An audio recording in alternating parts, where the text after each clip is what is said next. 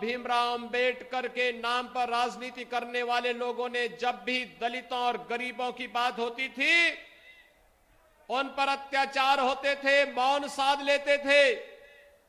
याद करिए, जब समाजवादी पार्टी की सरकार के समय रामपुर में उस समय के समाजवादी पार्टी के नेता और मंत्री आजम खां के द्वारा वहां के दलितों को प्रताड़ित किया जा रहा था, उजाड़ा जा रहा था, तब कांग्रेस मौन थी, सपा अत्याचार करा रही थी, बसपा भी मौन थी। तब केवल और केवल भारतीय जनता पार्टी आंदोलन कर रही थी, क्योंकि वहां पर गरीबों और दलितों को उजाड़ करके उस समय सत्ताधारी दल का एक मंत्री सत्ता के संरक्षण में अराजकता पैदा कर रहा था, लेकिन यह हमें स्वीकार्य नहीं था। उस अत्याचार के खिलाफ हम लड़ रहे थे। और यही नहीं, समाजवादी पार्टी की सरकार के समय तो अराजकता ही उसका पर्याय हो गया था। देश के अंदर एक नारा चल पड़ा था, जिस गाड़ी में सपा का झंडा समझो होगा कोई जाना पहचाना गुंडा, यानी ये नारा ही चल गया था। लोग ये मान लिए थे। लेकिन इस गुंडागिर्दी की कमर तोड़ने का कार्य अगर किसी ने किया है तो हमारी सरकार ने प्रदेश के अंदर 2017 के बाद आने के बाद किया। क्योंकि ये लोग सत्ता में आकर के जिस प्रकार की तबाही मचाए थे, गरीबों की जमीनों पर, दलितों की जमीनों पर, व्यापारियों के प्रतिष्ठानों पर कब्जा करके जिस प्रकार की अराजकता इन्होंने पैदा की थी, ये किसी से छुपा हुआ नहीं। और आजमगढ़ तो इससे अपने आप को कैसे वंचित रख सकता है? आजमगढ़ तो इसका सबसे बड़ा भुक्तभोगी था। आजमगढ़ के नौजवान आजमगढ़ के बाहर जाते थे, पहचान का संकट खड़ा हो गया था। कोई धर्मशाला में कमरा नहीं देता था। होटल में आजमगढ़ का नाम लेते ही लोग कह देते, भैया यहां कमरा नहीं, रूम खाली नहीं। भाइयों बहनों, ये पहचान का संकट किसने खड़ा किया था? ये पहचान का संकट उन्हीं लोगों ने किया था जिन लोगों ने कोरोना कालखंड में आजमगढ़ के लोगों को लावारिस छोड़ दिया। आपने देखा होगा कोरोना कालखंड में प्रधानमंत्री मोदी जी पूरे देश में जनता की हालचाल ले रहे थे। मैं उत्तर प्रदेश के प्रत्येक जनपद में जा रहा था। आजमगढ़ में भी 3 बार मैं कोरोना के दौरान आया था देखभाल करने के लिए कि यहां मेडिकल कॉलेज, हॉस्पिटल में उपचार की व्यवस्था है या नहीं है। हमारे भारतीय जनता पार्टी के सांसद और विधायक हालचाल ले रहे थे, पदाधिकारी सेवा के कार्य से जुटे हुए थे। लेकिन आजमगढ़ के सांसद नदारद थे, वे गायब थे, उनका कहीं पता ही नहीं था, उनका पता ही नहीं था। एक बार तो मैंने पूछा, भाई सभी सांसदों का हालचाल लिया जा रहा, वो है कहां? तो पता लगा कि इंग्लैंड गए हैं। दूसरी बार मालूम क्या कहां है, तो पता लगा ऑस्ट्रेलिया गए हैं। आजमगढ़ के लोगों ने ऑस्ट्रेलिया और इंग्लैंड जाने के लिए तो उन्हें नहीं चुना था। और जब वैक्सीन आया तो जिस वैक्सीन के कारण हर व्यक्ति को सुरक्षा का एक कवच मिला, जिस वैक्सीन ने देश के अंदर अब तक 11 करोड़ लोगों को सुरक्षा का कवच, 111 करोड़ लोगों को सुरक्षा, 125 करोड़ लोगों को जो वैक्सीन अब तक सुरक्षा कवच दे रहा है, अकेले उत्तर प्रदेश में 17 करोड़ लोगों को हम सुरक्षा का कवच दे रहे हैं। वह वैक्सीन उन्होंने उसका विरोध किया था, कहा था कि ये वैक्सीन तो मोदी वैक्सीन है, ये वैक्सीन बीजेपी की वैक्सीन है। आप में से कितने लोगों ने वैक्सीन लगाया है? ये मोदी वैक्सीन आपने भी लगाया है ना? ये भाजपा का वैक्सीन भी आपने लगाया है ना? तो उनसे भी पूछो कि अब्बा जान भी लगा चुके हैं, अब तो लगा ही लो।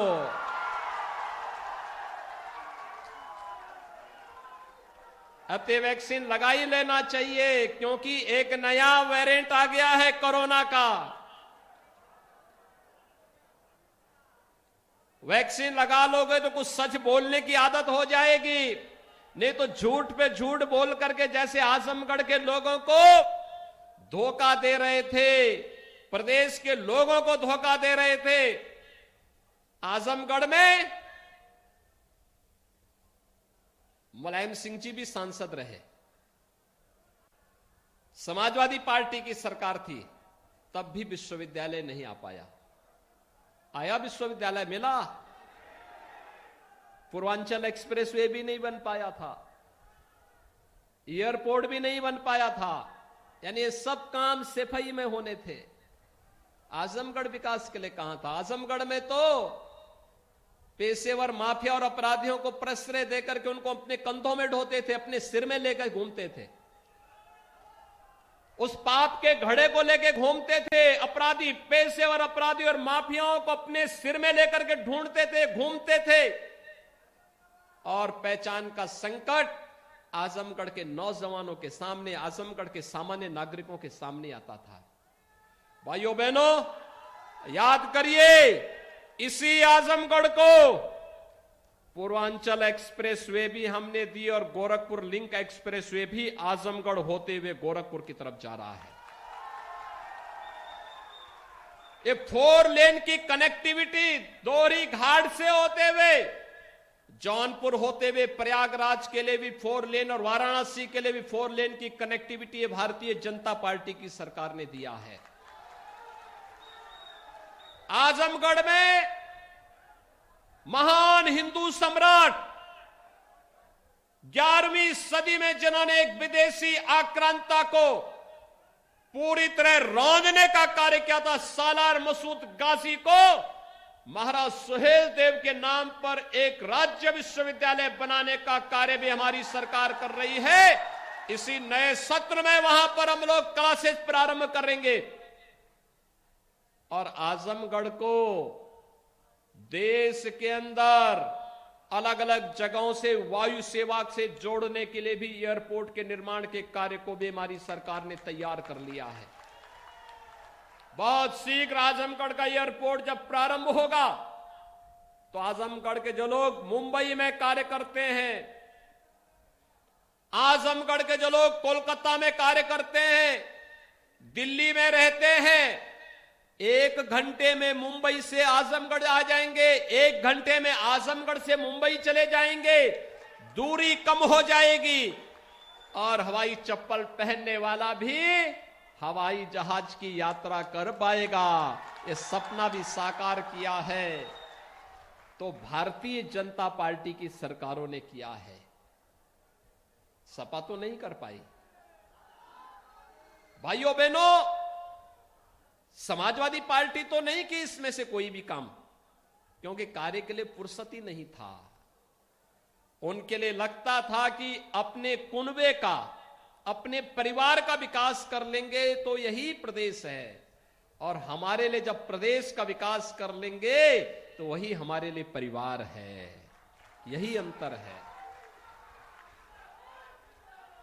याद करिए भाइयों बहनों, ये लोग मौन रहते थे तब जब इस आजमगढ़ में, याद करिए, समाजवादी पार्टी की सरकार थी और सिबली नेशनल कॉलेज में अजीत राय की हत्या हुई थी।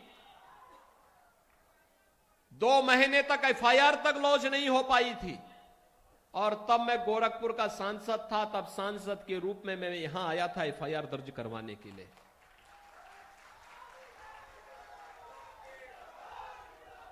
भाइयों बहनों, ये क्षेत्र जिसमें ऊर्जा है, प्रतिभा है, आजमगढ़ का नौजवान जो मुंबई गया, दिल्ली गया, कोलकाता गया, उसने समृद्धि की नई ऊंचाइयों को छुआ। लेकिन समाजवादी पार्टी ने इसको अपराधियों का गढ़ बना करके यहां के नौजवानों के सामने संकट पैदा किया, पहचान का संकट खड़ा किया। और यही कारण था, ये पेशेवर अपराधी और माफिया जब निकलते थे, गरीबों और व्यापारियों के मन में एक भय पैदा होता था कि न जाने किसके मकान पर कब्जा कर ले, किसके प्रतिष्ठान पर कब्जा कर ले। और इन्होंने तो समय की सरकारों के समय में, उस समय इन्होंने जो कुछ संपत्ति अर्जित की थी, उस संपत्ति को वापस लेने का कार्य हमारी सरकार कर रही है। 1900 करोड़ रुपए की संपत्ति हमने जब्त कर ली है। लगभग इतने ही संपत्ति को जो अवैध तरीके से इन्होंने इमारतें बनाई थी, हमें लगा कि नहीं यह अवैध है, सार्वजनिक संपत्ति पर बना है, वहां पर बुलडोजर चलाने का काम भी किया गया है। और आज जब बुलडोजर चलता है तो भाइयों बहनों, सबसे ज्यादा पीड़ा होती है समाजवादी पार्टी को और कांग्रेस को। इन्हीं को ज्यादा पीड़ा होती है। सपा हो, बसपा हो, कांग्रेस हो, इनको गरीबों से, गांव से, महिलाओं से, युवाओं से कोई लेना देना नहीं। जब भी इनको अवसर मिलता है, इनको अवसर मिला, इन्होंने अत्याचार किया, शोषण किया, अराजकता फैलाई।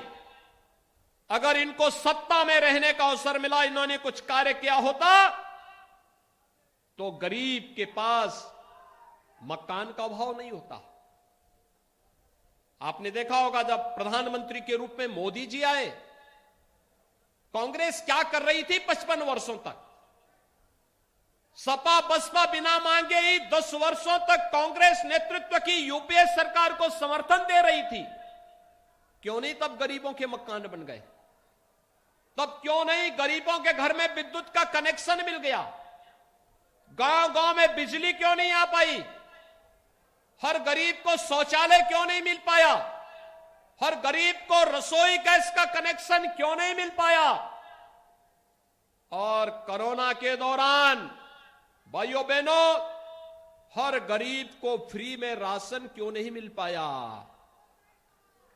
सरकार तो 2020 में भी 8 महीने तक और 2021 में मई से लेकर के और भाइयों बहनों होली तक, यानी 2021 के 22 के होली तक फ्री में राशन सबको मिलेगा।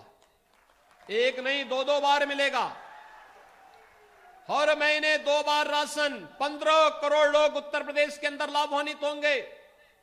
और हमने तय किया है दिसंबर में भी, जनवरी में भी, फरवरी में भी, मार्च में भी अंत्योदय कार्ड धारक को 35 किलो खाद्यान्न, 1 किलो दाल, 1 किलो खाद्य तेल, 1 किलो चीनी और 1 किलो नमक प्रदेश सरकार उपलब्ध कराएगी। और हर कार्ड धारक को प्रति यूनिट 5 किलो खाद्यान्न भारत सरकार भी उपलब्ध करवाएगी।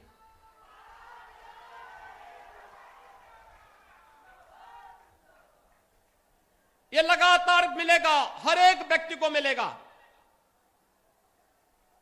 पहले खाद्यान्न विपक्षी दलों के नेता खा जाते थे, गरीब को तो कुछ मिलता ही नहीं था,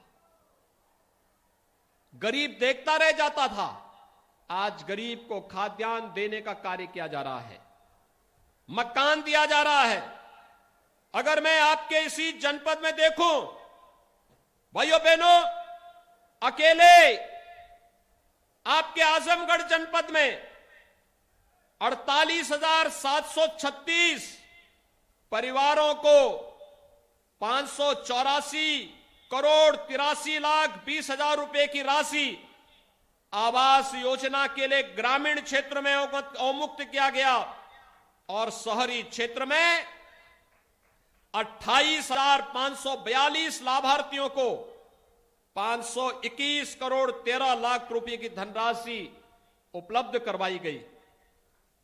आपके आजमगढ़ जनपद में 1,813 सामुदायिक शौचालय और यही नहीं 13 यहां पर 1,02,415 लाभार्थियों को विद्युत के निःशुल्क कनेक्शन देने का कार्य आजमगढ़ जनपद में हुआ है। भाइयों बहनों, 154 मजरों में विद्युतीकरण का कार्य भी हुआ है। 2,24,023 लाभार्थियों को निःशुल्क रसोई गैस के कनेक्शन बांटे गए और प्रधानमंत्री किसान सम्मान निधि में हर किसान को 6,000 रुपए सालाना। अब तक इस जनपद में 7,41,984 किसानों को इस योजना से जोड़ा गया है। यानी 7,41,000 से अधिक किसान हर साल 6,000 रुपए सालाना प्राप्त कर रहे हैं। कन्या सुमंगला योजना में लगभग 18,000 बालिकाओं को जन्म से लेकर के स्नातक तक की पढ़ाई के लिए 15,000 रुपए देने की व्यवस्था की गई है। और ऑपरेशन कायाकल्प, सपा बसपा कांग्रेस को पढ़ाई लिखाई से कोई मतलब नहीं था तो उनके समय में स्कूल भी उजाड़ लगता था। आज स्कूल आप देखिए, लगभग 2,170 विद्यालयों में यहां पर उनका सुंदरीकरण का कार्य हुआ है। इसके साथ ही यहां पर अगर हम देखेंगे तो भाइयों बहनों, आजमगढ़ में हम लोगों ने जो तमाम अन्य कार्य कराए हैं, यहां पर 7,93,824 परिवारों को निःशुल्क खाद्यान्न उपलब्ध करवाने का कार्य हो रहा है। और यही नहीं, जनपद में एक जनपद एक उत्पाद, वन डिस्ट्रिक्ट वन प्रोडक्ट के अंतर्गत 98 लाभार्थियों को 7 करोड़ 12 लाख का ऋण भी यहां पर उपलब्ध करवाया गया है। 1,93,982 पंजीकृत श्रमिकों को यहां पर शासन की विभिन्न योजनाओं से जोड़ने का कार्य किया गया है और उन्हें भरण पोषण भत्ता भी यहां पर उपलब्ध करवाने का कार्य किया गया है। यानी आप देख सकते हैं, ये कार्य कांग्रेस, सपा, बसपा की सरकारों के समय भी हो सकता था, लेकिन गरीब उनके एजेंडे में कभी नहीं था, गांव उनके एजेंडे में नहीं था, महिलाएं उनके एजेंडे में नहीं थी, युवा उनके एजेंडे में नहीं थे। वे लोग केवल अराजकता फैलाते थे, लूट खसोट करते थे। भारतीय जनता पार्टी तो सबका साथ, सबका विकास, सबके विश्वास और सबके प्रयास के साथ एक नए भारत के निर्माण के लिए, नए उत्तर प्रदेश के निर्माण को हम आगे बढ़ा रहे हैं। और भाइयों बहनों, इस नए उत्तर प्रदेश के लिए मैं आप सबका सहयोग करने के लिए आज आपके बीच में आया हूं। मुझे प्रसन्नता है कि आप सभी लोगों ने कोरोना बचाव के लिए प्रधानमंत्री मोदी जी के द्वारा फ्री में वैक्सीन, सबको वैक्सीन की जो सुविधा दी है, आप सभी लोग इसका लाभ ले रहे हैं। मेरा आप सबसे अनुरोध होगा, कोरोना भी समाप्त नहीं हुआ है। अभी कोरोना दुनिया के अंदर तमाम देशों में कहर बरपा रहा है। आप देख रहे होंगे लगातार अफ्रीकन देशों में, अमेरिका में, यूरोप में, रूस में, चीन में फिर से कोरोना की आहट हो चुकी है, बहुत तेजी के साथ फैल रहा है। ये कोरोना वैक्सीन, ये फ्री में वैक्सीन एक सुरक्षा कवच है। हम सबको आभार व्यक्त करना चाहिए प्रधानमंत्री मोदी जी का। आपने देखा होगा कोरोना के दौरान हमने सबको फ्री में टेस्ट करवाए, फ्री में उपचार कराया, फ्री में राशन दिया और फ्री में वैक्सीन भी प्रधानमंत्री मोदी जी ने हर एक व्यक्ति को उपलब्ध करवाया। फ्री में वैक्सीन, सबको वैक्सीन। और मैं आप सबसे अनुरोध करूंगा, जिन्होंने अभी तक वैक्सीन की डोज नहीं ली, वे तत्काल जाकर के नजदीक के केंद्र में जाकर वैक्सीन ले ले। जिन्होंने एक डोज ले ली वो दूसरा डोज जरूर ले ले। ये वैक्सीन कोरोना से बचाव का एक उत्तम माध्यम होगा और सामान्य जनजीवन को भी आगे बढ़ाने में मदद करेगा। आज जिन विकास परियोजनाओं का यहां पे लोकार्पण और शिलान्यास हुआ है, मैं इनका सबके लिए आप सभी नागरिकों को और खासतौर पर इस विधानसभा क्षेत्र की विधायक श्रीमती वंदना सिंह जी को विशेष बधाई देता हूं। और मैं उन्होंने भारतीय जनता पार्टी की सदस्यता ग्रहण की है, भारतीय जनता पार्टी के मूल्यों के साथ जुड़ी हैं। उनके साथ जो अन्याय सपा की सरकार के समय हुआ, भले अन्याय सपा की सरकार के समय हुआ था, लेकिन हमारी सरकार सबका साथ और सबके विश्वास पर बात करती है। हमने कहा प्रदेश में विकास कराएंगे सबको, न्याय देंगे सबको, सुरक्षा देंगे सबको, लेकिन अपराध और अपराधियों के प्रति जीरो टॉलरेंस की नीति के तहत कार्य करेंगे। और सरकार उन्हीं मुद्दों को लेकर के, उन्हीं मूल्यों को लेकर के लगातार कार्य कर रही है। आज के इस अवसर पर एक बार फिर से मैं आप सभी लोगों को, जो कोरोना कालखंड में भी अपने जीवन और जीविका को बचाए रखते हुए निरंतर उत्साहपूर्ण तरीके से आगे बढ़ रहे हैं, आप सबका मैं आह्वान करूंगा कि हम सबके उत्तर प्रदेश को एक नए भारत के नए उत्तर प्रदेश के रूप में स्थापित करने के इस अभियान के साथ आप सभी लोग मिलकर के अपना सहयोग देंगे। आप सबको मैं इन योजनाओं के लिए बधाई देता हूं।